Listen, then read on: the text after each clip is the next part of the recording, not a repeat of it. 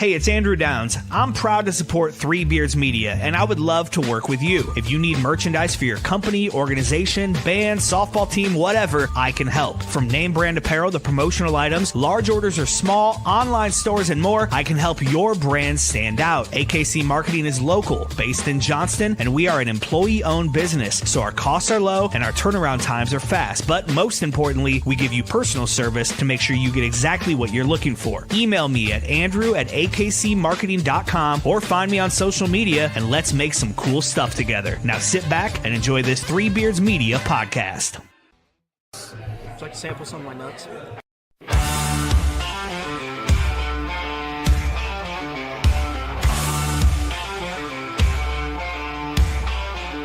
You can lift your weights, you can run your miles, but you ain't got what's been earned through trials. It ain't in the gym, ain't in the youth, it's in busting knuckles and hard-lived truth. Back's been sore since 99, but I still stack wood and I'll still outgrind. Call me slow, call me old, but I got hands that could bend pure gold. Ain't about muscle, ain't about speed, it's about the fire when the time comes to lead. You can talk real tough, you can flex real wide, but when it's time to dig in, boys, step aside. Old man strength, built to last, years of work, no need for class. Ain't no quit, ain't no doubt, you don't know tough till you've been worn out.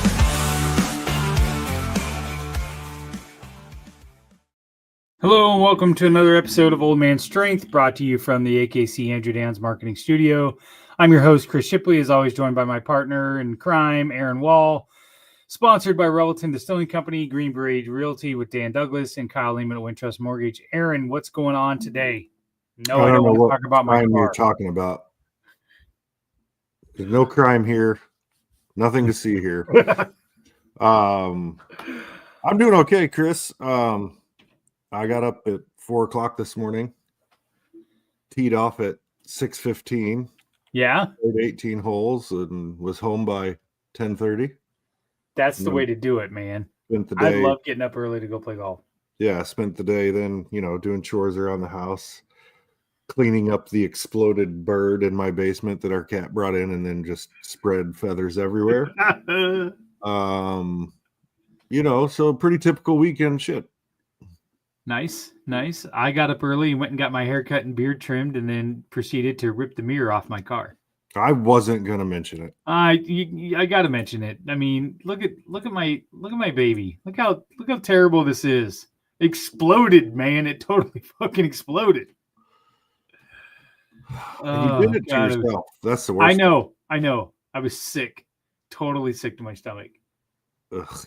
So I threw it out on Twitter, said, well, fuck, anyone know where I can get this fixed? Because I really don't want to turn in my insurance because Colin Newell raised my rates. And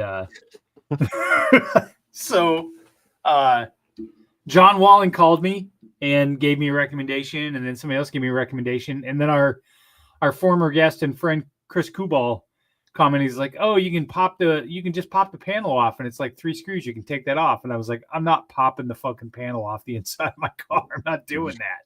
Did you see what I did to the mirror on the outside of the car? Right. Yeah. Like I tried to put like just one simple 4x4 on my deck to install a TV, and I was cussing like a motherfucker. I'm not tearing apart the inside of my 2016 Mustang convertible. I'm just not doing that. I don't have the patience for that. Oh man. That is a demerit on your old man strength card, though, that you can't do that stuff. We could go down the list of the shit that I can't do. We don't have enough time for that. That's a whole nother episode. Yeah. It's notoriously, if I'm doing a project, I bitch and moan because I don't have the right tools, because I don't want to go buy tools. And something as simple as last week I had to change the little plunger out in the toilet. Mm-hmm. Dude, it took me 3 fucking times to do it. And I'm like, this should not be that hard. Like, it should not be this hard. And I can't do it. Chris Shipley, constantly defeated by inanimate objects. I know, right? That's all right. It's fine. Everything's fine. Yeah. All right. Let's go ahead and bring on our guest tonight. Super excited to bring on this guest. I obviously not a Hawkeye fan, but I'm aware of his great reporting and the great work that he does for 24/7 Sports. He's a constant presence on local radio and was kind enough to welcome a Cyclone guy into his Hawkeye fantasy football league, where I may or may not have not dominated that league either. I think I totally sucked in that league too. But they let me stick around, I think just to make fun of me. So, but pleasure to have David Eickholt on with 24/7 Sports. David, welcome to Old Man Strength. Hey, man. Appreciate you having me. No, man, we're happy to have you. I mean, look, it was just another name I had to check off, considering I won the league, which, by the way, absolutely pissed off like a lot of our mutual friends that were in that same league. No, because they were not happy about it. Well, the best part was, though, too, when you go back at our buddy who wrote the initial email, he was chirping about, well, I can't wait for David to put a ton of money on Brett Favre, because we were doing the I don't even know what type of league it was, where you had to like, it's like a keeper league, but it's like a bid. Yeah. You got to bid on things. Yeah, we had a bid on it. And he goes like, I can't wait for David to put half his, salary into Brett Favre because he's such a big Packer fan. He was just chirping. He said that in the initial email. Yeah, he got last and I got first. So, I mean, it just ended up working out right. It serves him right. So, but there's lots of things that we want to talk about tonight. A couple of things that I find interesting, and kind of where you kind of. We'll start with, as we always do on Old Man Strength. Tell us a little bit about where you grew up, how you grew up with your parents, things like that. Give us a little bit of an overview there about where you grew up. Yeah, so I was very privileged in the sense that my dad had a first marriage. I have 2 half brothers and a half sister. So I'm the youngest and the baby of the family because I'm my mom's only kid. So I got the benefit of getting all my older siblings chirping at me about, how much easier dad was on me, which based on the stories and everything I've been told is 100% true. But I was born in Sioux City, Iowa. It's interesting. So what I've been told is Ashton Kutcher had the luxury of being born in the same delivery room as me, which is outstanding, even though he's older. But I lived there for a couple of years. I moved to Nebraska, and then I ended up moving to St. George, Utah, where I lived for 10 years. I actually went to a performing arts high school. They had no sports at all. So I did a lot of theater. I did a lot of music. I acted a lot. I sang, I wrote music. I was not anywhere near of a graphic designer. I was not an artist. You don't want me anywhere near colors or anything of the sort. We don't let Aaron do that here either. We don't let Aaron design anything either. But it was really cool. And then my senior year of high school, I'm like, hey, my parents floated the idea of going back to Nebraska. There were some family health problems with my grandma, and I've always been close to my grandma. And I told them, I'm like, I'm not going to college in Utah. Nothing wrong with it. 2 totally different cultures, right? Because Utah, I feel like, is almost a little bit more isolated in the sense that, you don't see many states in that region, let alone the country, being run like Utah is. And just kind of the fundamental culture of it. I said, I don't really want to, I don't see myself being here long term. So we went back to Nebraska. I thought about doing sports, but I always pay attention to sports. I was the kid who fell asleep to ESPN radio every single night. That's how I fell asleep. Freddie Coleman used to run that national ESPN show way back in the day. I remember listening to him, then waking up to Mike and Mike in the morning. I called into Mike and Mike probably 6 to 10 times. I would love for somebody to pull that clip somewhere because we were talking. It was like the Lakers and Celtics in the finals, and I was talking about how Rajon Rondo is not a shot creator for himself, and they're going to leave him open from mid-range all day. And apparently Mike Golick was just laughing his ass off. And I've not been able to find that clip again, but that was a really cool thing. But I was always I was always interested in sports. I'm very good at memorizing stats. I was always good at math for the most part. Took the ACT, ended up getting a 35 in science and got an 18 in English the first time I took it. So I said, hey, let's go toward English for my future career. Just naturally playing to my strengths, right?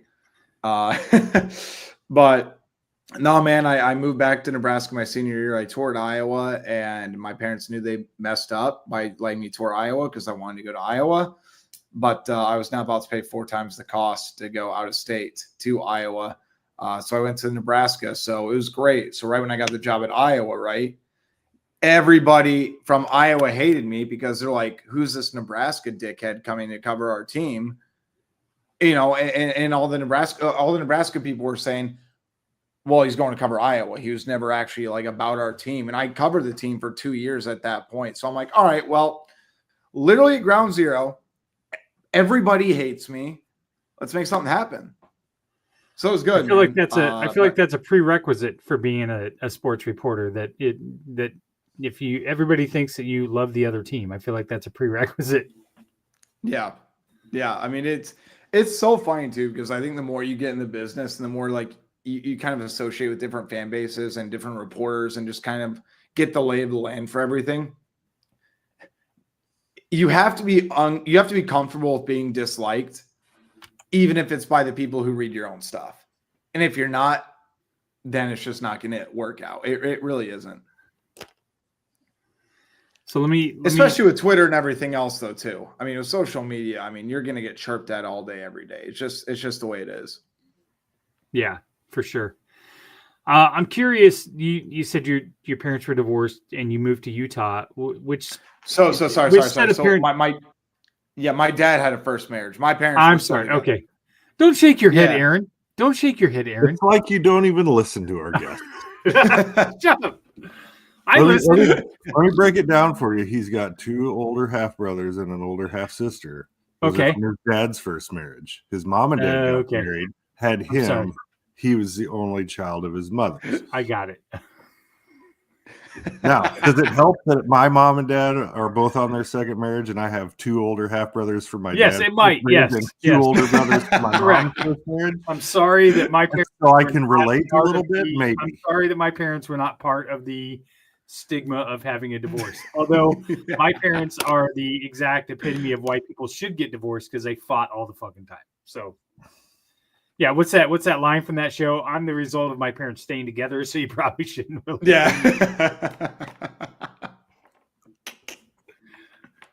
That's awesome. That's a great transition. Good bounce back there, Chris. I'm proud of you. Thanks, I appreciate it. Well, let's talk about this then, since that question doesn't work. And I suck at this, by the way. I'm terrible at asking questions. That's why we don't win podcast awards. Correct. Yeah, it's you and me. It's you and me, right? I sit here and ask questions, and Aaron just shakes his head. It's like the equivalent of like a father just like giving you like the finger, like that's all he does. No. That's all Aaron does is sit there and judge me the entire time. Somebody's got to do it. Yeah, because nobody else does it around here. Well, yeah, keep you in check a little bit. I've met your wife. For sure.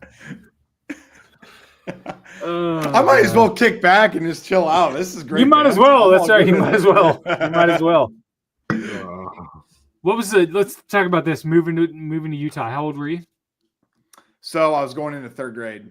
So how hard was that? I mean, you left a lot of what was the reason they moved to Utah, and how hard was it? So my parents were older. So my dad, before he passed, my dad passed at 78, but like when I was born, my dad was 50, right? So I always grew up with like, you know, an older dad, older mom, and my dad actually retired. And that was a big reason. The weather in southern Utah was great. We were about 2 hours from Vegas, 45 minutes from Zion National Park. Like, dude, they canceled school based off like 1/8 of an inch of ice on the roads because they had no tools or like city resources to like get anything right because it was literally a desert. It was dry heat. I didn't own a winter coat when I lived in Utah for 10 years. So moving back to the same place I grew up in was a little bit of an adjustment, wardrobe adjustment, even culture adjustment. I mean, dude, I was rocking, you know, gold chains. I was wearing like, you know, American Eagle, Abercrombie, total surfer boy. I go back to, you know, corn-fed Nebraska with guys that are going to work on their parents' farms and agriculture. And I'm like, wow, I just do not fit in here anymore at all. And they hated you, didn't a little bit. Well, I mean, to be fair, like I grew up following Iowa, so that didn't exactly help my case either. And you know how Nebraska fans are. That's how we can bond about that. Right. Absolutely. Yeah, but it was interesting. But I did keep in touch with a lot of friends I grew up with, which is great. Like, that's one of the best parts of social media. Like, I had friends I knew since I was like 2 or 3 years old. They still stay there. So they were super excited when I got the chance to, move back and go to high school and graduate with them. And that really helped the adjustment too, especially like meeting a bunch of people. I mean, the idea of moving for my senior year and not knowing anybody just sounds absolutely horrible. I mean, it really does make that big of an impact. But no, man, it was good. Like, I genuinely enjoyed it though too, but it was also weird going to a public high school because the performing arts high school I went to, I had a uniform and everything. So like my wardrobe was very, very limited at that time too. That's why when I got the chance to break out all my stuff, I'm like, oh, I can actually wear what I want to school. And then that's when I realized that like the cultural norms of like the Midwest about what they wear on a daily basis. I was like, oh yeah, this is like, I remember this actually. I walked in my first class my senior year. Luckily, my best friend from growing up had the same class with me. I walked in with like, 2 gold chains. I had a watch on. I had like some surfer shorts on. I had like this big ass Abercrombie and Fitch t-shirt on. And I'm just like, wow, these guys are wearing overalls. Wow, they're wearing Carhartt. I didn't even know what Carhartt was until like a year and a half ago. I shit you not, which is insane. But I was like, this is weird, man. It's kind of the same way though. Many years ago, in 1985, I moved to Phoenix. I was a freshman in high school.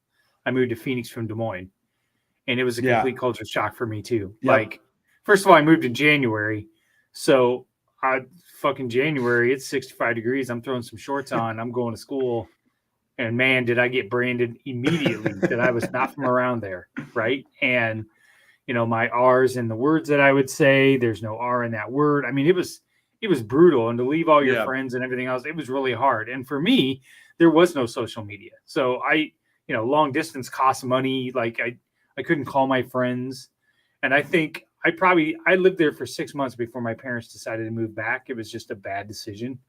But I literally can remember every day after school coming home, eating, and sitting and watching TV and not socializing with anybody for 6 months because I was that miserable. It was hard. Yeah, no, it's different too. I feel like if you're going to move during high school, you have to move during your sophomore or junior year. Don't do it especially freshman year. I mean, God, if you go into your freshman year in a 4-year high school, because the way Utah worked at the time, right, outside the high school I went to, it was 10th, 11th, and 12th. That was the school. So there was no freshmen in the high school. They still went to the middle school. So the way it worked there was kindergarten through 5th grade, elementary school, intermediate school 6th and 7th, middle school 8th and 9th, and then high school is 10th, 11th, and 12th, which in retrospect actually makes a lot of sense considering the stigma that's around freshmen and all that. But like, you need to go into like the school year, whether it be freshman or senior, you need to have like some sort of group of friends. But I'll tell you, I remember when I moved to Utah, I love my dad so much, but we moved to Utah, and my dad wanted me to like buzz his hair, and my dad and I always bond over the Blues Brothers. Like, I love the Blues Brothers. I still listen to the whole movie soundtrack. I could almost recite the entire movie, line by line. Never seen it. I was gonna ask that. No way! You guys have never seen the Blues Brothers? I could see Aaron. I could see Aaron's wheels turning. Never seen anything. You've never seen the Blues Brothers? The worst. Aaron, you have, right? Oh, yes, of course. Thank you. Okay, someone's culture in this podcast to balance things out. Thank God. Oh, no, there's no culture here, David. I have no culture whatsoever. I remember we went to Nebraska Furniture Mart, and I was bitching at my parents because they said that they were going to be in there for 10 minutes. We were there for 8 freaking hours, and they came out with like 2 4-foot-tall sculptures of Jake and Elwood Blues. And when we moved to Nebraska, they built a stage in the basement by the bar, and they put spotlights on it so you could turn on a light and you would just see these fucking statues, these Blues Brothers statues. So that's how far back it goes. But like, so we went out there, right? My dad wanted me to get a haircut with them. And he goes like, we can be the Buzz Brothers. So I shaved my fucking head in 3rd grade. And then I remember like it was maybe 3 weeks before school. Again, I know nobody because we moved in the middle of summer. And my mom still will never forgive my dad. Like they could talk in heaven years from now and my mom will still not forgive him. I looked at my mom and I was like, am I going to have any friends? Because I was still bald. And then she was like, I remember she shut the door. She was talking to my dad and she just goes, don't you ever do that to my son again. It was funny. That's funny. You need to watch the Blues Brothers. I'm going to chirp you nonstop. I swear to God, how old is that movie? Phenomenal. What did you say? How old is that movie? I mean, I know it's old. I'm just saying that's the context. 1980. I'm 54 years old. I'd say early 80s. All those times. 1980. I've never watched it. I've seen it come on a couple times, and I'm like, I mean, they have a pretty decent. They have a pretty decent list there. I mean, Dan Aykroyd. Okay, I'm a Dan Aykroyd fan. I like Dan Aykroyd. I like John Belushi. I don't get the concept. Like father. I mean, my God, they have Aretha Franklin in it. Okay, see now that doesn't interest me. Because he doesn't know Aretha Franklin doesn't interest you. Yeah, Aretha Franklin does not do it for me. I'm sorry. But she got like 2 good songs. Aaron, I know. I'm just saying. I know. Aaron, you can't thank you name 2 songs. Thank you for putting up with him on this podcast. You can't name 2 songs. Are you kidding me? Right now. What? Right now? Yeah.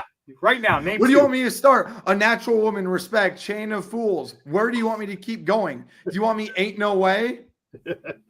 Well, I don't know any of those. How about pile of shit? Respect's the only one I know. You better think about what you're trying to do to me. Yeah, you better think.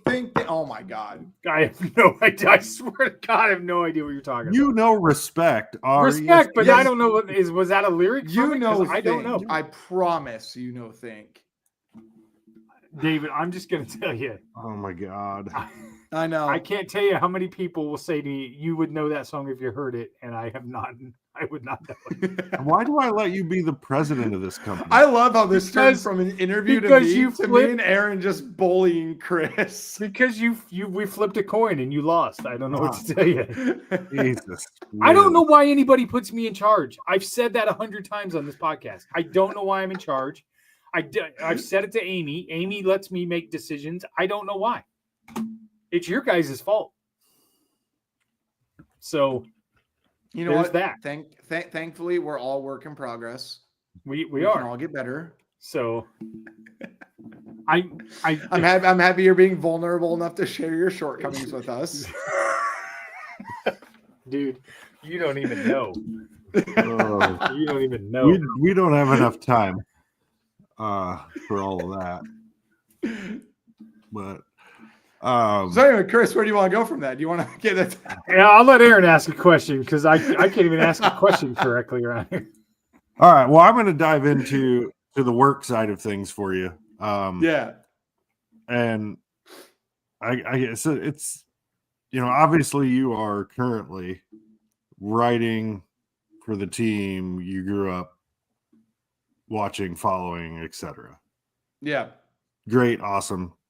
I'm sure that's really fun for you, but killing Aaron to say anything nice about Iowa. No, I'm not. Doesn't have to. It's the job, man. Don't worry, I'm not going to. But my question is, do you think it's harder or easier to do your job correctly, I guess, when you're a fan of the team? So I'll tell you, I think the first year was really hard. After the first year, it really isn't. I mean, I could tell you, it is interesting because Iowa's so different. I feel like the most places, like the fact that Kirk Ferentz I was 4 years old when Kirk Ferentz took over the program, right? Like, he's the only coach I've ever known when it comes to Iowa. But like, if you would have asked me even like 10 years ago, if I was going to be in a press conference and piss off Kirk Ferentz, I would have said, no, there's no way. Kirk has gotten snippy with me a handful of times. And I don't blame him for doing it. I wasn't wrong. He wasn't wrong. He was allowed to have the reaction that he did. But I feel like most writers, for the most part, are homers. And here's why. When the team's better, it's more fun to cover. There's more clicks. There's more interesting story angles. Like, I got to tell you, man, before, like, Greg Schiano got to Rutgers, could you imagine being a Rutgers beat writer? How many different ways could you write about how your team got their ass kicked by 30 or 40 points every week? Like, I would have just said, same old, same old. And then my column, I don't need to tell you what happened. Look at the score, period. Print it, put it in the press. We're all good. The first year was difficult. After that, it got a lot easier. I mean, obviously, like, if I cover a player, I want them to do well at the next level. Like, I'm rooting for them for the most part. But the idea of it also is it's gotten to the point where how has our job changed over the past 5 years? Because I've always said you can't make grown man money and not take grown man responsibilities, right? Like, now, yes, they're 18 to 21-year-old kids. And I mean this very respectfully. But if you're telling me to ease up on a question if they don't perform or something like that, why would I do that? They're getting paid 10 times my salary. They got to perform. This is their job at this point. I have sympathy that they're trying to get to the next level. I'm not going to dehumanize them. I'm not going to make the attack personal. It's about upholding expectations and upholding standards. And, when they're getting paid that much money, they got to perform. And I'll tell you, man, like, Chris, you and I have talked about this off the air. It's gotten to the point where it's, even regular fans, I feel like, can have a gripe. Now, I don't anticipate, I don't apologize for, like, people who gamble and send death threats or threaten players or anything like that. Never do that. That's just dehumanizing at that point. But you're telling me that a fan can't sit there and criticize somebody when, like, let's say hypothetically, for a football team, they're paying for a weekend of hotels if they don't live in the area, tailgate, parking, club seats. Oh, by the way, do you want to round up your donation for the We Will Collective? And this is not a shot at We Will. I'm just using Iowa State as an example, right? Oh, by the way, do you want to donate to the collective, which we all know it's not NIL, it's pay for play. Let's just call a spade a spade. But you're telling me that the person or family who's making $100,000 combined a year, that's helping donate salaries, they aren't allowed to get mad at a player for not performing when they're making 3 to 4 to 10 times as much money as that entire family? It's ridiculous. Like, everybody has a right to an opinion. Now, it sucks for the players. They're going to have to learn how to manage expectations and the pressure, and they're probably going to have to mature a hell of a lot quicker than they used to, 10 years ago. But it is interesting just the way the whole landscape of everything has changed. But at the same time, again, everybody's a homer because the more opportunities you get, like the fact that I can say, like, hey, I got to cover 2 women's national championships with, I would argue, and I will argue, the greatest player in women's college basketball history, at least from an individual skill set standpoint. Maybe not the most, I wouldn't say accolade. There's no ring, but I mean, she's got everything else, right? Like, I got the chance to do that. I've gotten the chance to cover multiple Big Ten championship games with Iowa football. I got to cover a Big Ten tournament title. Like, it helps our personal careers when the team we cover does well. But at the same time, you can't be apologist. I mean, Chris, you guys follow my stuff enough. I mean, I've not exactly towed the line a couple times. And I know, like, there have been times where they've been very upset with what I've written. But I'll say this, man. It comes down to this. I'll always write what I feel like has to be written, but I will never do anybody dirty. I will never be unfair to anybody. If I'm unfair, I will take a phone call and I'll listen to somebody that wants to bitch me out. And I know a lot of my other colleagues would say the same thing. But it is interesting, even from the fan dynamic between the players, the coaches, everything has changed so much over the past 5 years. And in reality, it just comes down to the fact that they had 80 years to make these changes. And now they're trying to accelerate all that in a 4 to 5 year span. That's why we have what we have now. Yeah, my next question was going to be, how do you keep that perspective? How do you keep your personal biases or your personal wants out of that reporting? How do you separate that? Like, I know there's guys on the Cyclone beats that, run podcasts and have relationships and friendships and within the program. And I think they do a great job, but I always wonder how they keep their perspective. How do they keep that separate? It would seem very hard to me. And you and I have talked in off air about, your relationship with Caitlin Clark and things like that. And I'll get to ask you some questions about your coverage of her, but in general, just how do you keep that perspective and separate that line? I established a connection very early with my sources or players or parents of players or coaches. Like I'll pull them aside off an interview. I said, hey, like, I want you to know I will always be fair to you. Like I'm not rooting against you. Because I remember I had a parent call and bitch me out over something that was like a projected depth chart. And I will not name the player, won't name the parent.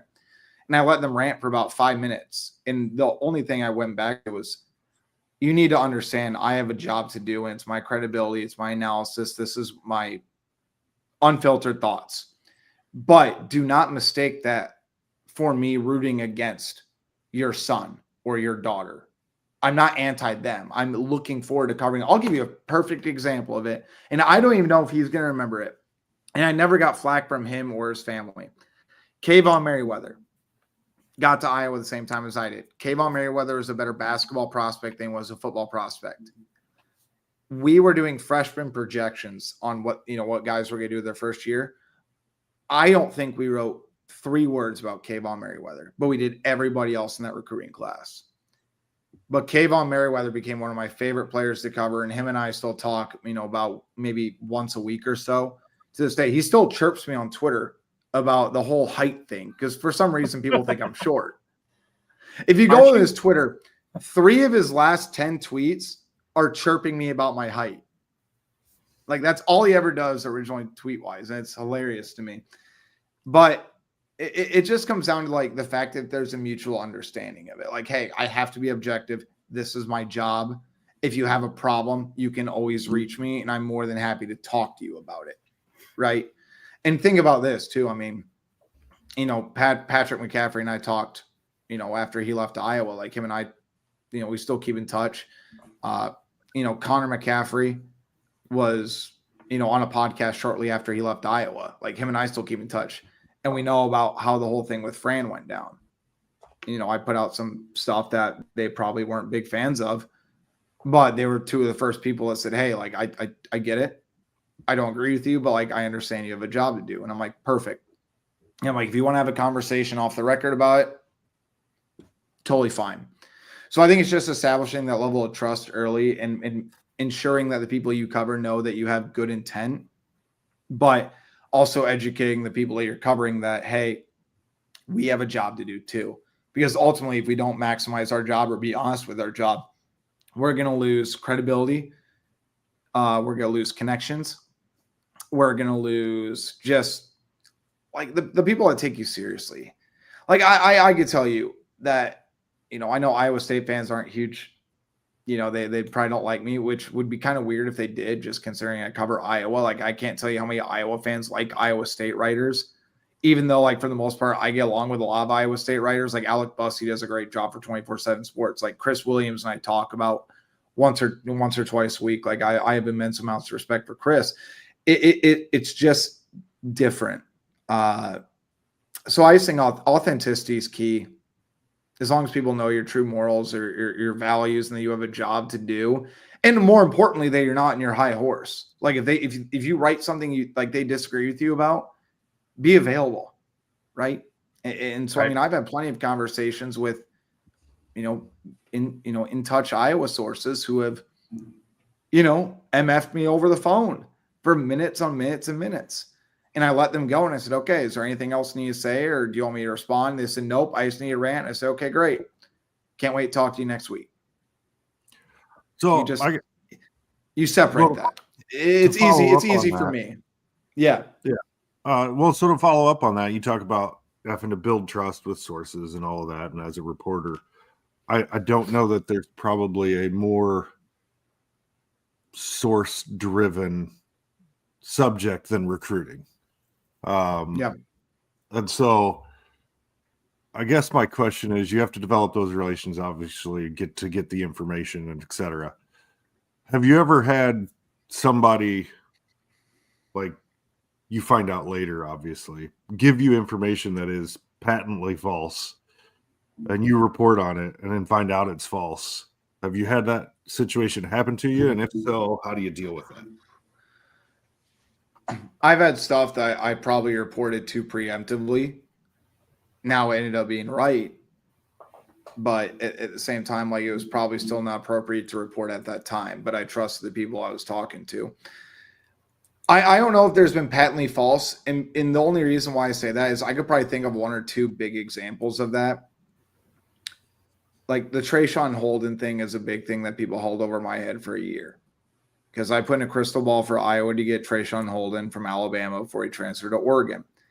And 30 minutes after I put in the crystal ball, I had somebody call me and said, hey, like, Iowa has decided to, like, not offer him a scholarship. So I said, oh, interesting. I called a couple people that ended up being true. So what ended up happening was I had to go back on my message board and say, hey, guys, I may have pulled the trigger on this too quick. I'm sorry. And I gave him the full in-depth, like, behind-the-scenes look at exactly what had happened. And, you know, Iowa fans understood, I think, for the most part. But the other thing is, especially with recruiting, dude, I don't say anything with certainty anymore.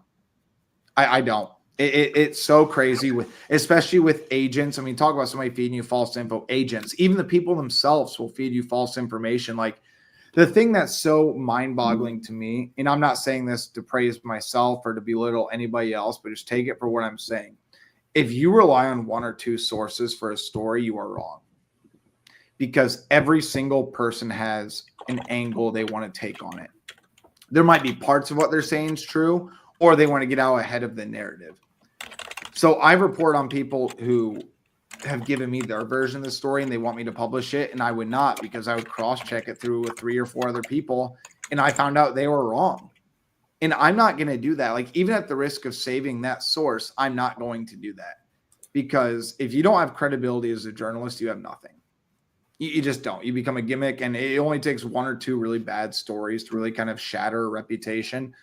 And it's like, dude, I got to Iowa and nobody knew who I was. 24/7's Iowa site really didn't exist prior to, like, me and Sean Bach, who does a killer job, especially on the recruiting trail. He puts out a ton of good stuff. And, like, it only takes like 1 or 2 bad stories to completely shatter all of that. Even though we've spent, 8 years, probably thousands of hours, like working, probably tens of thousands of hours, to be honest with you, working on trying to build a reputation and break stories.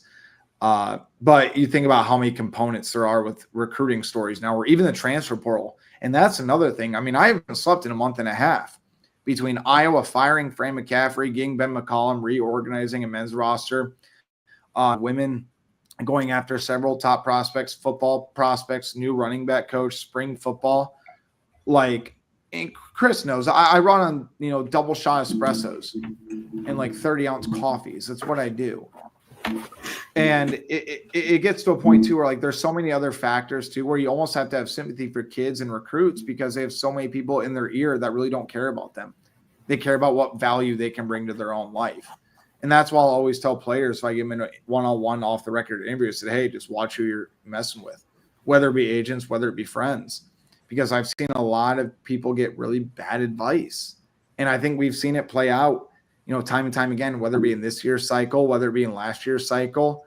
And hopefully, the NCAA at some point, when they pull their head out of their ass, will solve this crisis about, hey, you can transfer one time. If your head coach gets fired or leaves, then you can go again. Because the fact that, like, we have players going on 5 or 6 schools is completely inexcusable. It's crazy. It's completely inexcusable. But no, to go back to it, man, I mean, yes, absolutely. There have been, like I said, there have been a couple of times where I think I've preemptively have said something, and luckily it's been true. But I mean, I've had a couple sleepless nights where I'm like, I think it's true. I have it on good intel, but until the final word comes out, like, I'm sweating bullets. I really am. Let's get a break.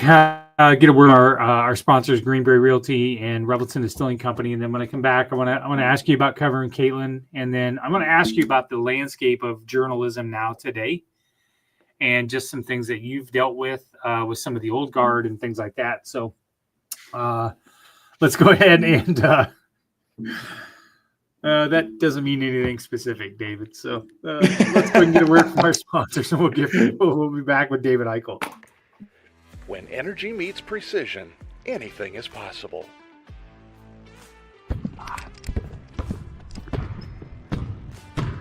I'm Carter Hawley, the Chief Energy Officer of the Iowa State Cyclones. I'm full of energy on and off the court, but nothing gives me more energy than helping families find their dream home. And that's where Green Beret Realty comes in. They're more than just realtors. They're a team dedicated to getting things right for you and your family, just like we get it right on the court. No basket. That was on the floor before the shot. Out of bounds. Come on! Can you believe that? You can't take that away from me. That call was absolutely terrible. Are you guys cautiously trying to be this bad? I mean, does your mom not love you? Have you seen how old my partner is? My back hurts already from carrying him all night. And I've heard enough out of you. So you're gone. Fine. Jim, are you blind? Basket's good. We got a three-pointer. Sometimes it takes a team to get the call right. And when you're buying a home, you want a team that makes all the right calls. That is Green Beret Realty. And here's the best part. When you buy or sell a home through Dan at Green Beret Realty and mention this ad, he'll make a donation to the We Will Collective, helping student athletes like me thrive on and off the court.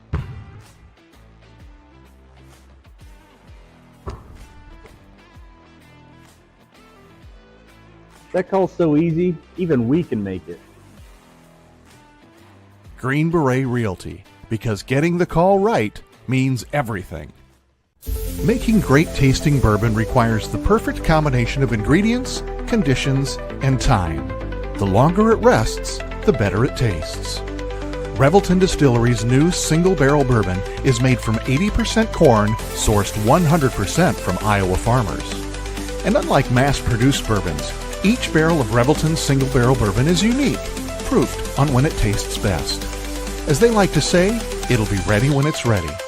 And to ensure the highest standards of quality and flavor, owners Rob and Christy Taylor oversee the production and bottling. Every single barrel. Iowa born, Iowa aged, Iowa bottled. Try the new single barrel bourbon from Iowa's own Revelton Distillery. ReveltonDistillery.com.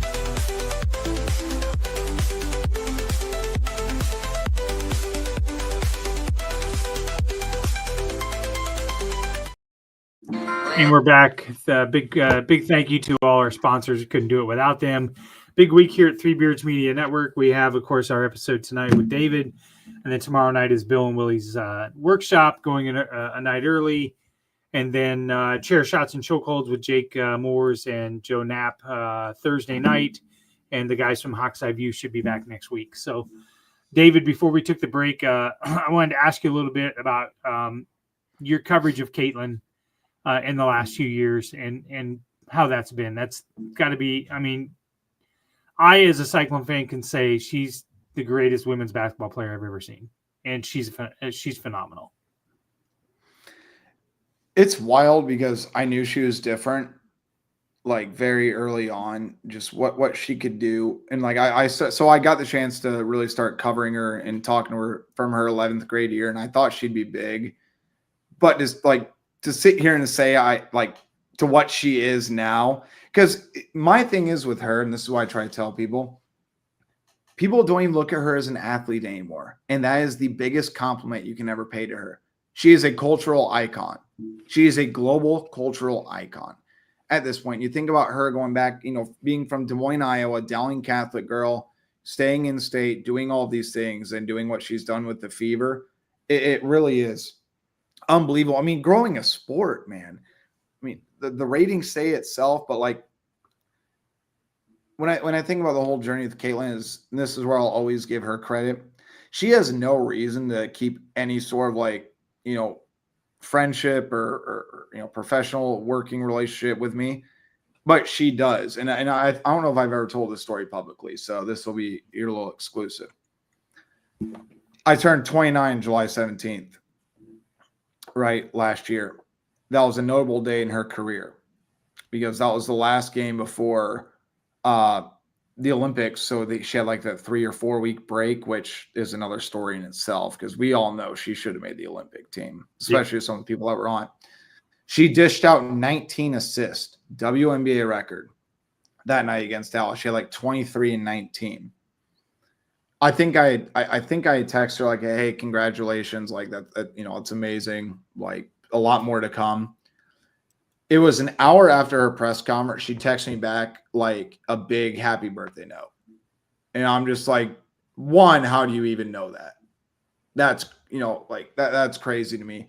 But two is like, I can't imagine all the people that are blowing up her phone and her taking the time to do that. Like, that's just such a thing that just nobody does. Right. So that was really just kind of mind blowing to me. But the other thing is, man, like she's never slipped up in public. And that's kind of the most amazing thing. You talk about somebody who's had the most eyes and cameras on her in the entire world. She's had every opportunity to slip up or say the wrong thing. Like, again, I will admit this is a case where I'm biased because I'm rooting for the Fever to win the title next year. And it's great to say that since I don't cover the WNBA outside the game next week at Carver Hawkeye. And I think they have a real chance to do it. But, like, dude, she understands the magnitude of her fame. And there's a lot of people that don't do that. I mean, the only person I could think is like, you know, LeBron's never slipped up, I think, publicly for them, like outside, you know, any major controversy, right? And you think about how many guys or women, when they get to that status, they always slip up. Like Caitlin has a long time to slip up. But the other side of it, too, is like she's had such a microscope on her for the past 4 years. And there's a big difference between having the microscope on you when you're 25 or 26 versus 19 to 22. Like I would have been a hell of a lot more likely to slip up at 19 to 22. And for Caitlin to not slip up and to continue to try to like elevate herself, like she doesn't like talking about herself. She knows she has to, but she doesn't like doing it. Like she prefers to put all the attention on her teammates. And like, I remember when Iowa was about to go through her senior day and she made the announcement like 2 days before, like, hey, I'm going to go to the WNBA because there was a legitimate reason to believe she might go back to Iowa for a 5th year. And I asked her in the press conference, and I kind of assumed it, and I tweeted something like, hey, like, this is Caitlin's mindset. Like, I'm telling you this right now.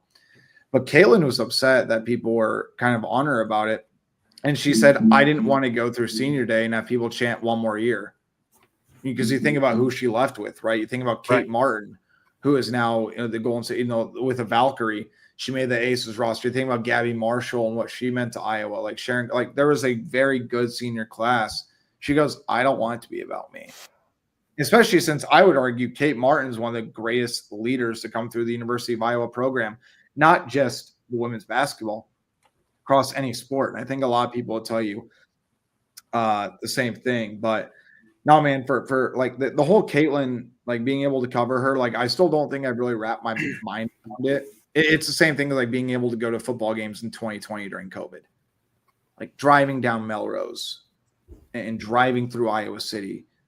You know, you think about like World War Z, you think about like those old school country movies with like the what was it, the little bush going through the alleyway with like a coyote howling in the background. Mm-hmm. That's exactly what I thought it was whenever I got to Kinnick. Think about who you're talking to. He hasn't seen it. That's why I put it in 3 or 4 different ways. So I'm like, hopefully there's some sort of, pop culture thing. I mean, it's in Looney Tunes, man. I've seen some movies. I've probably doesn't even know what a tumbleweed is either. I know what a tumbleweed is. Thank you. Well, to be fair, I was trying to think of tumbleweed. I couldn't think of the word. That's when I go the little dry, like the little bush that went through that with a little coyote in the back. Yeah, I watched Tombstone. I know what a tumbleweed is. Okay, good. So, well, you also lived in Phoenix for 6 months. So I did. That's right. I did. That's right.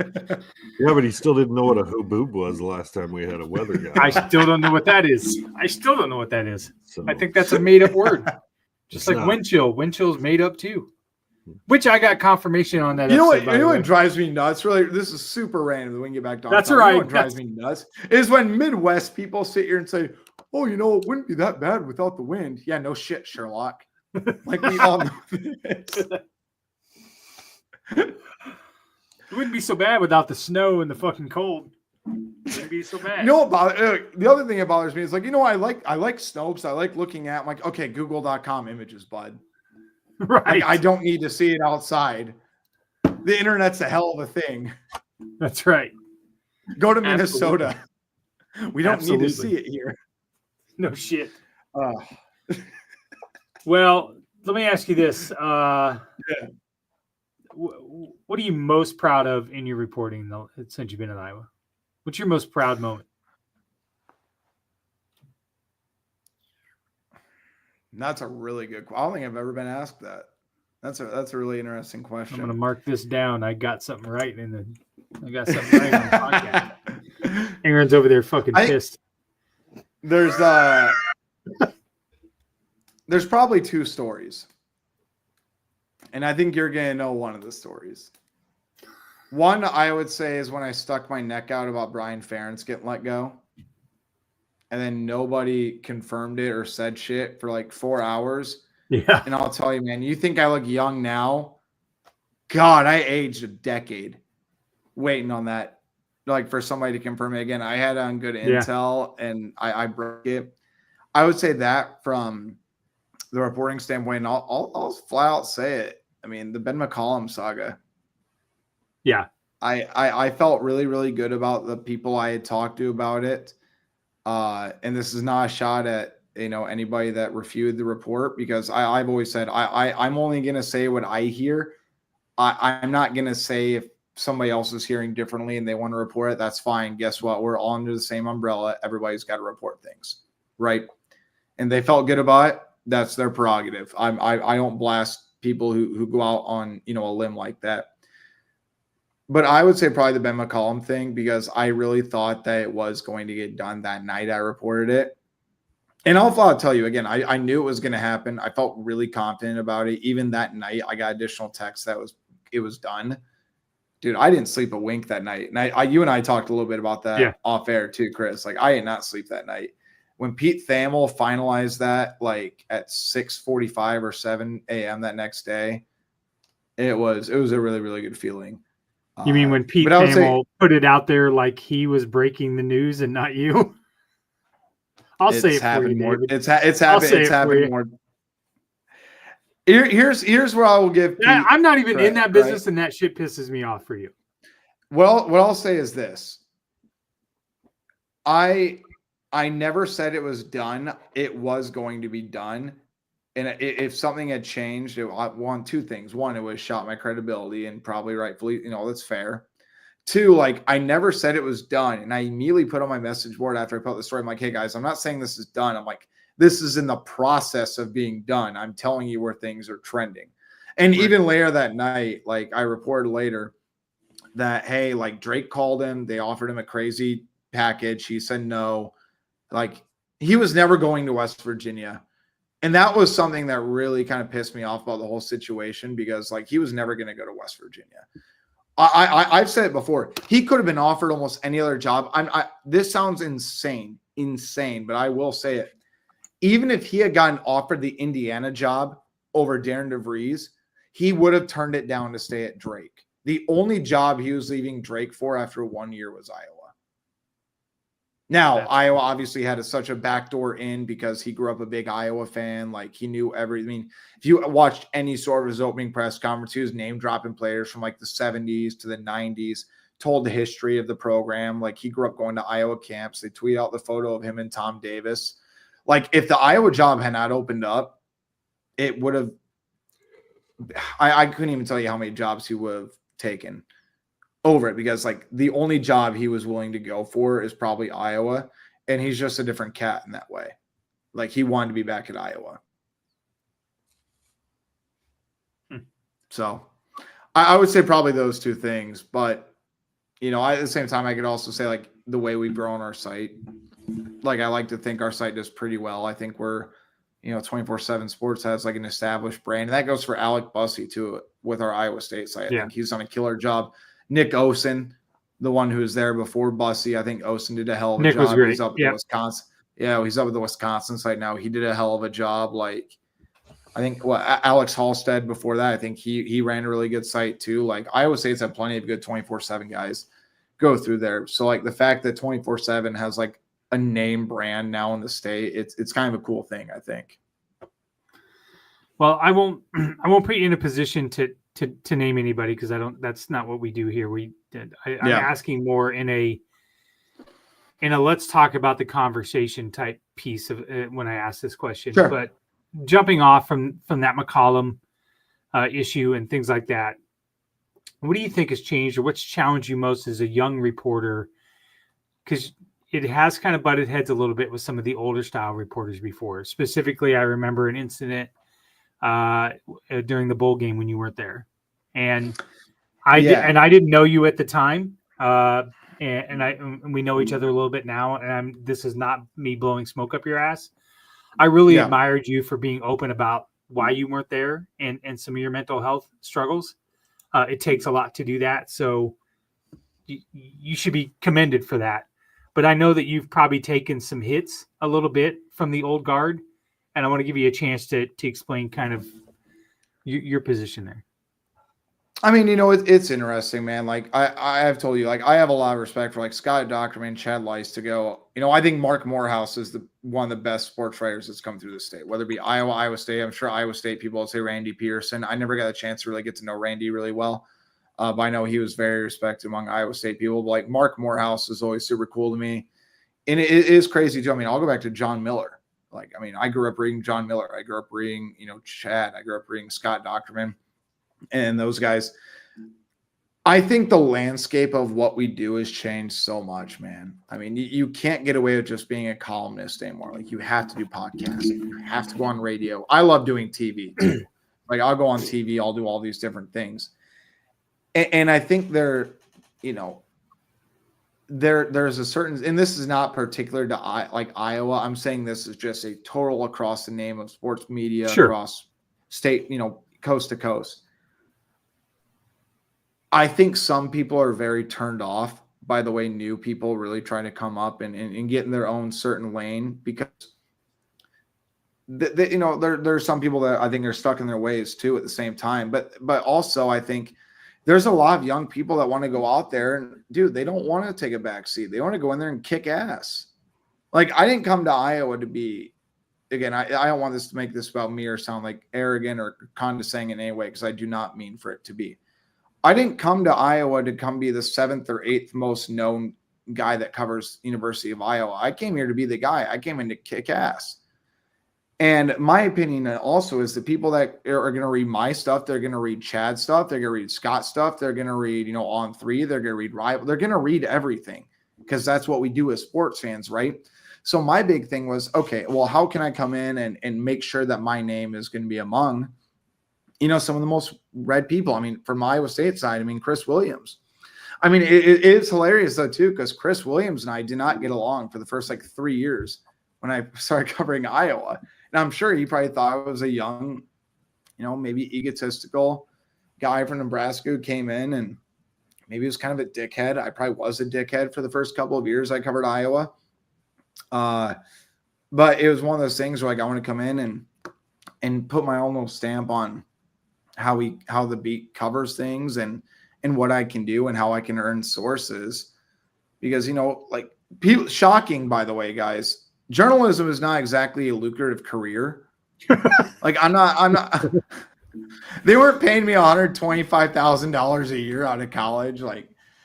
And this is a story I always tell too, when it comes to specifically to me. I worked for Sean Callahan, who is the face of Nebraska football. That is the guy. He covered the Rivals team. He used to cover for Rivals. Now he covers for On 3. He runs the On 3 site. I work for him. He's got and I don't measure Twitter followers by anything, but this is just sort of the grand scheme of things, right?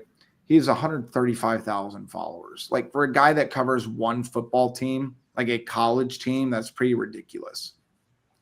I interned for him for 2 years. I got 2, play-by-play national awards. My accolades were pretty decent. Good resume, good references. Brother, I got rejected by 127 jobs when I was looking for a gig. I didn't get one interview. I had 95 automated rejections, and the others never responded to me. So when I was getting out of college, I graduated from the summer of 2018. It was 2.5, probably 3 weeks before I graduated. I got a call from my now boss's boss, and he said, "Hey, we have a gig open at Iowa. would you be interested? And I'm like, yeah. Okay. And he goes, all right, I'll call you in an hour. Can I interview you? I said, absolutely. Well, guys, he called me on my birthday, and I was telling my parents all I want for my birthday was a job, because I'm very work oriented. Like I can't stand not doing anything. Not gonna lie though, when I'm 22 in college in the summer, kind of got after it the night before. Hangover was hitting pretty hard. So I had to bounce back in like an hour, and he called, I interviewed, and he said, okay, I got a few other calls to make. And I said, okay, totally fine. Appreciate it. Thank you. Calls me back the next day, offers me the job. And he goes, all right, well, you're going to start August 1st. By the way, Iowa's media days, August 6th. By the way, mind you, this is July 20th. I have 2 weeks of classes left. I have a family vacation left, which was, I think, like the second to last family vacation we ever took with like my dad, my mom, my half brothers, half sisters, and their family while my dad was alive. That was the last vacation we took. And I had to go find an apartment in Iowa City. So I did all of it, and I had to go back for graduation. I had to go walk for graduation. I'm like, I'm going to let my mom watch me walk at graduation. I knew I didn't have to, but, they paid. My mom's the only kid. I'm going to walk. Sure. So I think part of like when I came into Iowa and I talk about like kicking ass and I want to like prove people wrong, I go back to like, I have 120. So I have literally a poster in my room of 127. Like above my bed, because I wake up and I'm like, I look at that and I say, okay, let's get after it. No, by the way, I got rejected. I got rejected by jobs at Nebraska too, by people that like watched me work with Sean Callahan, and I didn't even get an interview with them. So I'm like, okay, these people know me best, and I still didn't get an interview. Well, let's go in there and tear it up. I think that's the mindset you have to have and the mentality you have to have. I mean, I've said this on several podcasts that I've been on about when I got sick in 2017. And after that, and finding out that my doctor said I had a 5% chance, I don't take anything for granted, and I'll be damned if I'm going to sit back and just not take every chance I can and work every hard. And that's what, Aaron and I try to do with Three Beards Media. I mean, we're in this because we want to do great work and we want to make something of it. I'm not sitting here spinning our wheels every night, taking time away from my family or whatever, just to fuck around with it. You know what I mean? Yeah. It's the same thing. So totally agree. Hey, the other part would help with that. What's that, Aaron? You know what would help with that? What? If you watched Blues Brothers. Yes, I was going to say the same thing. My God. On your face. Jesus Christ. I love it. I was going to say the fucking same host shit. a show. I'll go watch Blues Brothers. Well, it's fine. At least you watch it. It's fine as long as I watch it. All right. We got a couple more segments here, David, and then we'll get back with you. So one of the segments we have here is the Kyle Lehman Wintrust Mortgage. We ask the question of the pod. I'll ask you the question first. We'll get a word from Kyle, and then when we come back, we'll get your answer. I want you to think of a story that the statute of limitations has ended, that you now can tell the real story about. We've asked a couple reporters this question. They've been pretty good. So I might need to get some example. I might need your examples of that, because I'll give you one. I'll give you one. Tommy Birch told the story of him meeting Jacob Park at a Jimmy John's after that whole debacle of the Oklahoma game when he got kicked off the team. So okay, I already got mine. All right. Okay. Did he also tell us about Joel Klatt bumming a heater off of him? Yes, Joel Klatt bummed a heater. Yes, Joel Klatt bummed a heater off Tommy Birch. A smoke. Yes, a cigarette. So, all right. So let's get a word from Kyle Lehman. We'll come back with David's answer. Whether you're buying, selling, or refinancing your home, or if it's simply time to renovate the one you're already living in, you need an experienced mortgage professional to help you analyze your financing options and to make sure the closing goes smoothly. And that's exactly what you get when you call Kyle Lehman at Wintrust Mortgage. Kyle's experience and expertise, coupled with Wintrust's rates and programs, ensures you'll get the mortgage that's right for you. You may even qualify for down payment assistance. Before you reach out to a realtor, call Kyle and get pre-qualified empowering you to start shopping for the home of your dreams. Call Kyle at 515-473-0546. Kyle Lehman Wintrust Mortgage, 515-473-0546. And we're back. Big Hawkeye lovers around here. Kyle Lehman's a big Hawkeye fan. He loves us. So he's been with us from the beginning, been a sponsor of Old Man Strengths from the very beginning. So, all right, David, statute of limitations of a story that you can tell now that maybe wasn't told when it happened. I got a couple. I'll tell you this one though. This is the one that came in front of mine, so I feel like I need to be loyal to it. It was a year after I started, and mind you, like I'm 23 at this point covering this team. I frequented in downtown bars in Iowa City on the weekends. You know, I just went out, hang out. There was a UFC fight that night, and I went to Spoko Sports Column in Iowa City. I was with my buddy Pete, who now works for the Action Network. He's an editor there, but he was like one of the big sports guys for the Daily Iowan at the time. One of my first friends in Iowa City. We're sitting there watching the UFC fight, sipping on a couple of, beverages, hanging out. All of a sudden, Tristan Wirfs is in there. And I'm like, oh, Tristan, what's going on, buddy? Talk to him for a few minutes. And remember, there is a certain law that you can't be in a bar past 10 p.m. So 10:15, I'm not going to say that there was nothing in Tristan's hands. There's no beverages or anything of that sort. But if you're in sports column, big time football player on a weekend, non-football season, I don't need to tell you what 2 + 2 equals, right? We're talking a little bit, hanging out. Cops come in. ID Tristan Wirfs. Now, first of all, they obviously knew who Tristan Wirfs is because you're not going to look at Tristan Wirfs and ID him. Brother, you're IDing me now at damn near 30 before you're IDing a 20-year-old Tristan Wirfs. Like, let's be real. My buddy Pete and I watched Tristan Wirfs get dragged out of the bar at Spoko. And again, I'm so new to the beat. I have no sources. And I look at Pete and I'm like, except for you. I'm like, what do we do? I'm like, do I tweet this out? Like, I literally contemplate tweeting out that I used to watch Tristan Wirfs get dragged out of a bar.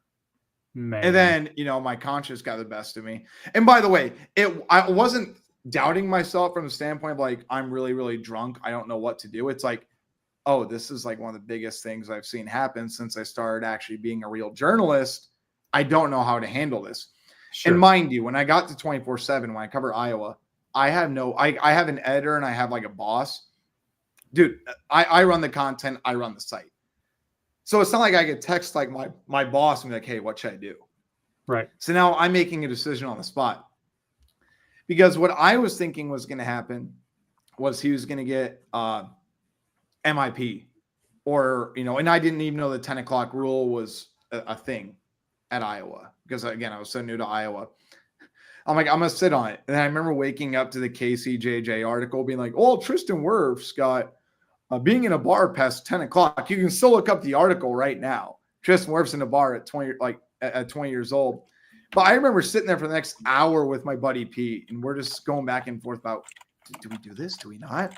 Obviously ended up not doing it. Was 1000% the correct decision.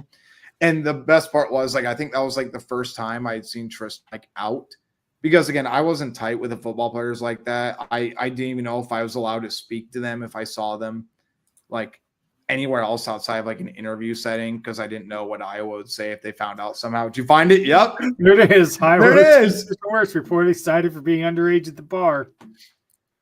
Oh, yeah. I only found his OWI arrest. So this is before. But I remember I sat back there. Dude.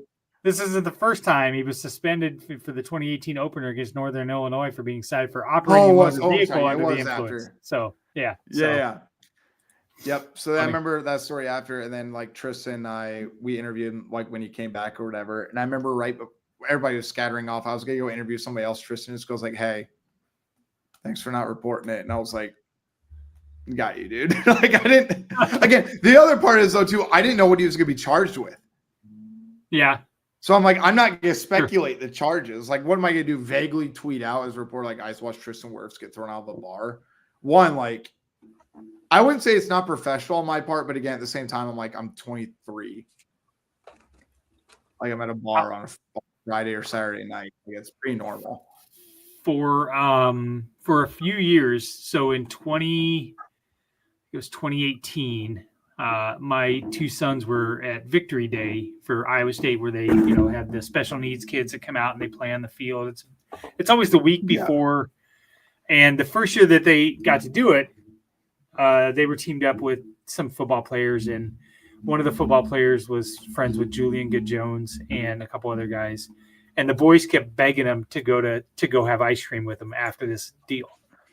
So they were like, yeah, sure. So they met us at Hickory Park. We ended up buying them dinner and everything else at Hickory Park.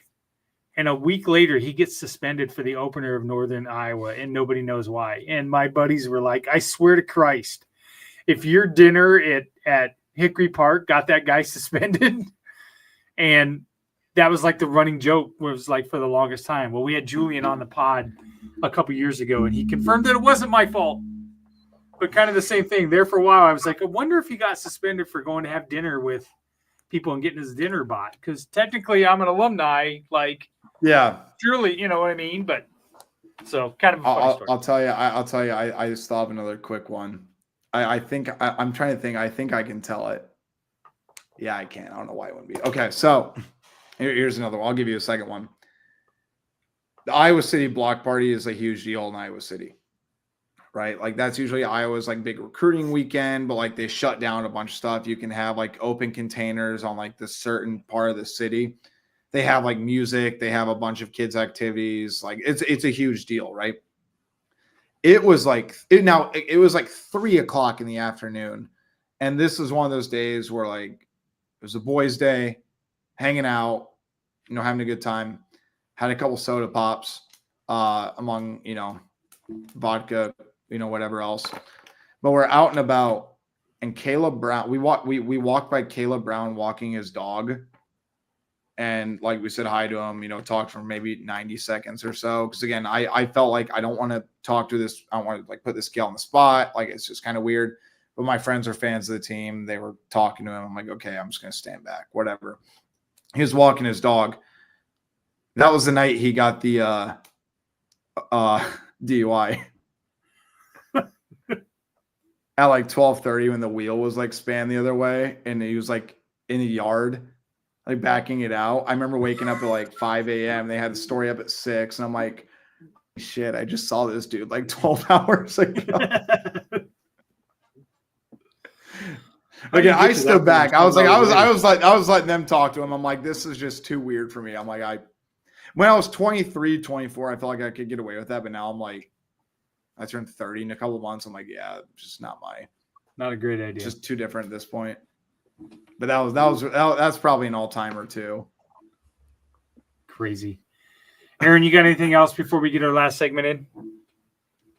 No, I don't. I do want to preface telling David that don't get your hopes up on Chris actually watching Blues Brothers. Oh, I'm gonna bully him. I have his direct contact info. I'll text him weekly. If he tells me he has, all I'm gonna do is quiz him on like 3 of the most basic things from the movie. Yeah, it's gonna happen. Google's the thing, I can Google the answers. AI I don't want to watch the movie. Full disclosure, it looks fucking terrible. Oh, it's an awesome movie. It is objectively a phenomenal movie. How about this? Make me a bet right now. Put up a Twitter poll. I will retweet it. And if it says that if people say you should watch it, you have to watch it. Oh my God. Well, of course the minions are going to say it. All right, hold on. What do you mean the minions? All right, I'll put it out there. All right. We're putting it in right now. Aaron, I got him on Discord. I got him his phone number. Like, I'm gonna bully the hell out of him. It's gonna happen. If I have to drive and watch it with you and bring you a 6-pack, we are going to watch Blues Brothers.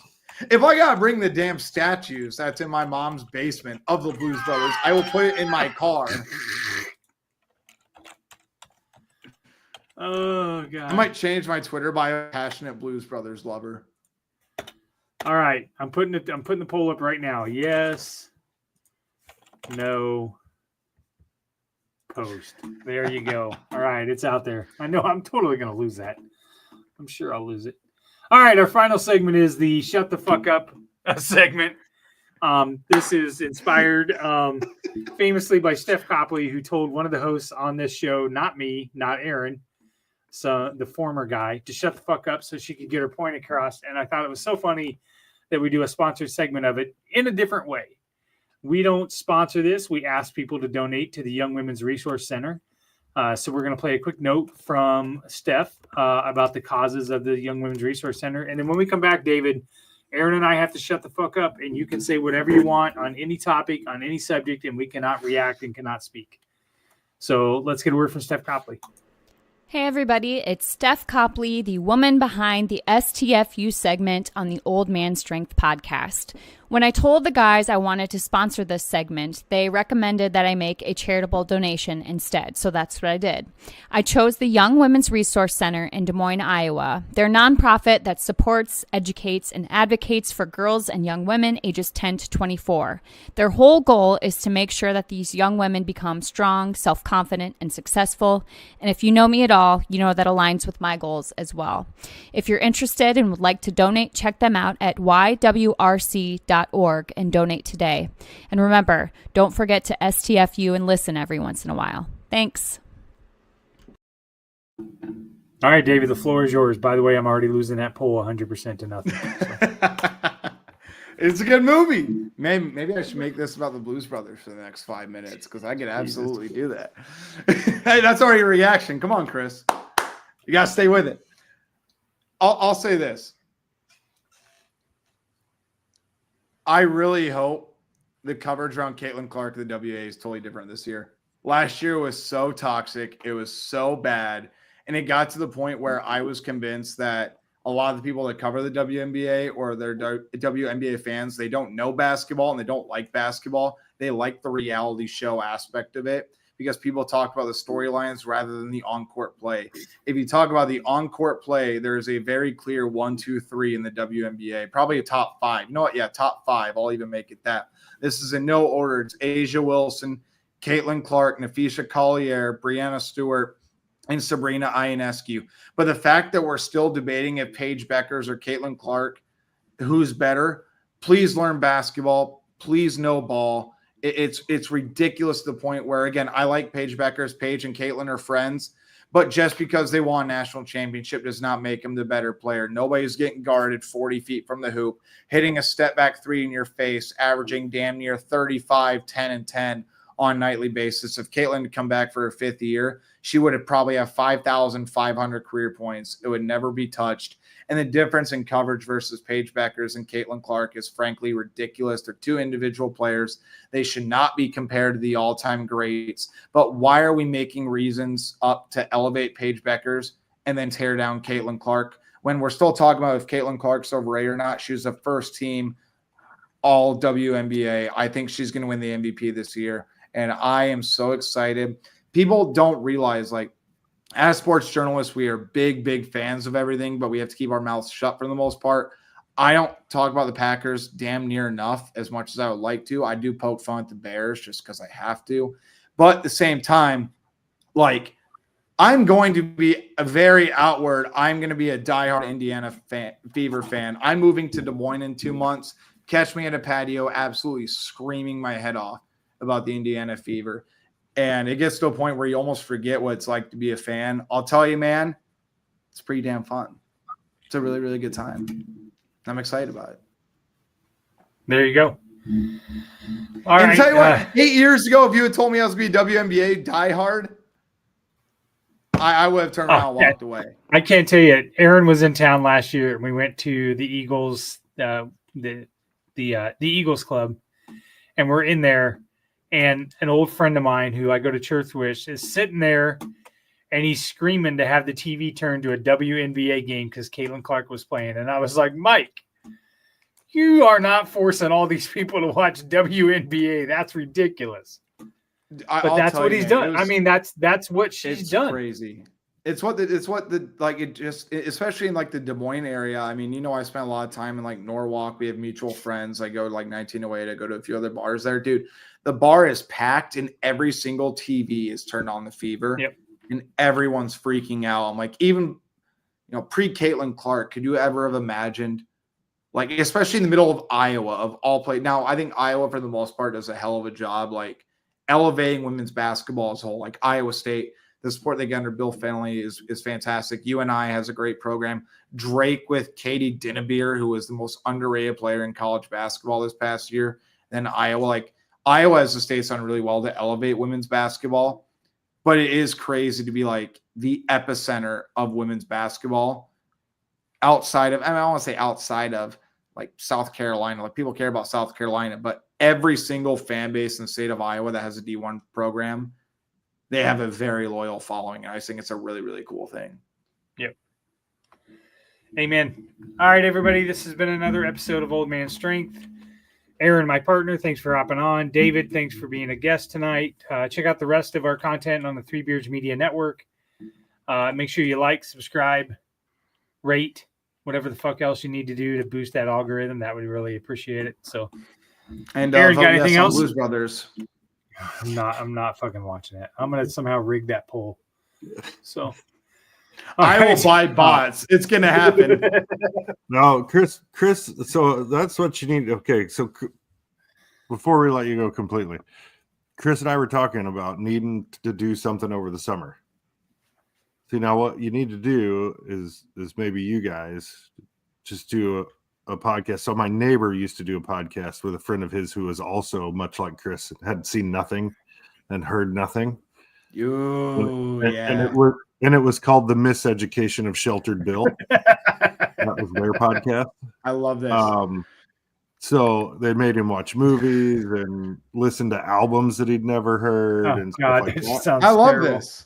You that guys sounds great. Terrible. You should just assign him something every week that he's terrible. Never heard of or seen, and I'll save you from the rap albums. Okay, and then have him that might put you on. I'll put you on a Dua Lipa album, but like aside from the I don't have any idea who that is.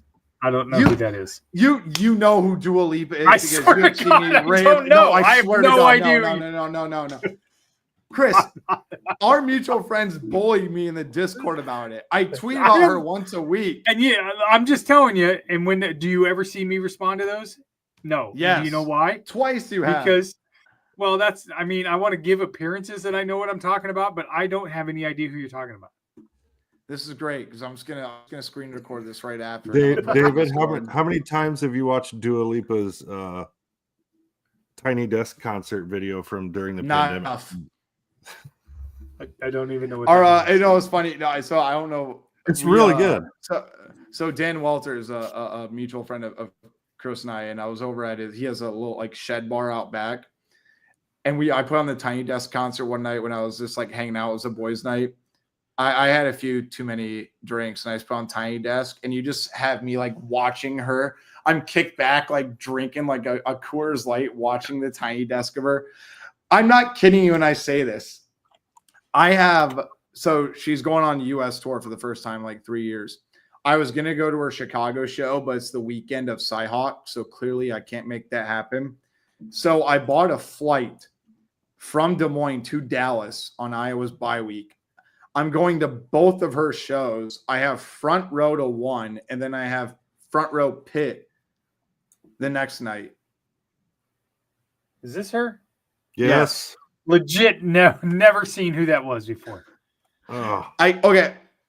Did you ever hear about the Barbie movie? I'm only asking this guy. I know you got kids. She was in the Barbie movie. She was in the Barbie movie. She has a song in it. Dance the Night is by Dua Lipa.